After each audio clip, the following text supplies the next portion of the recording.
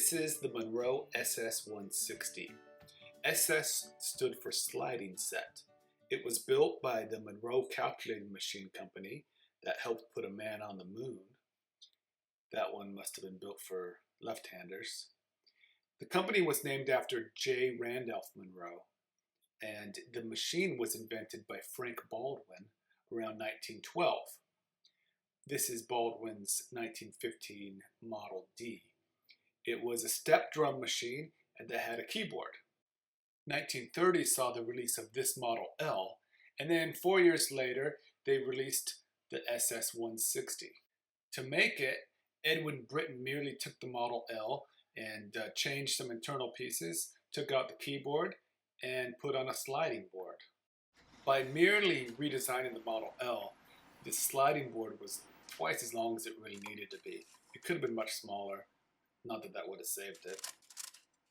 Instead of entering numbers with a keyboard, you just slid them up like all the old step drum machines. There's a clearing lever that almost works all the time.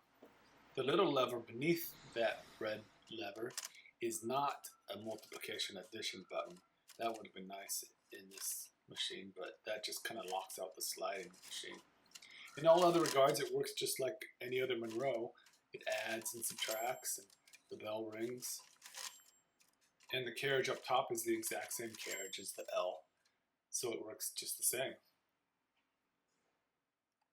Twist one way to clear the counter, twist the other way to clear the accumulator.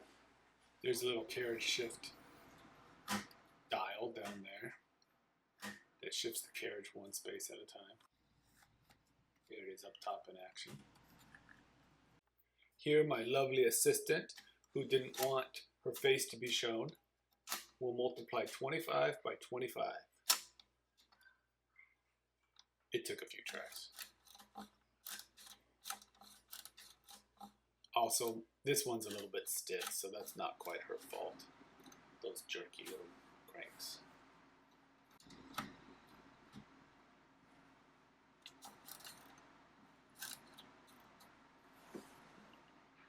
Let me see it. Here's the carriage beneath. I always kind of like the way the Monroe carriages will clear the accumulator by twisting it one way and the counter by twisting it the other way. I always appreciate a good gear train.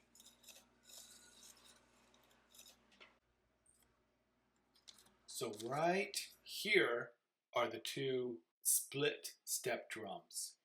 Monroe had a block of 5 teeth on one side and 4 on the other side. The teeth were controlled by these little flappy metal pieces that Monroe called bales. On a keyed device, each key had a slightly different shaped fork to control the position of the slit of the step drum.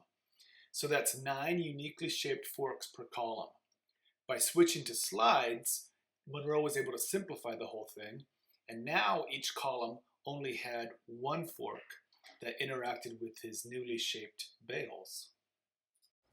So here I'm trying to move the bales a little bit to show how you can move each half of the step drum and add, here's 1 in this situation, or you can add up to 9. It's a little hard to do with your fingers, but it shows pretty well. So here I've had both sides of the step drum adding 9. Pretty cool. So here it is showing a sliding board. And from the side view you can see each number is notched.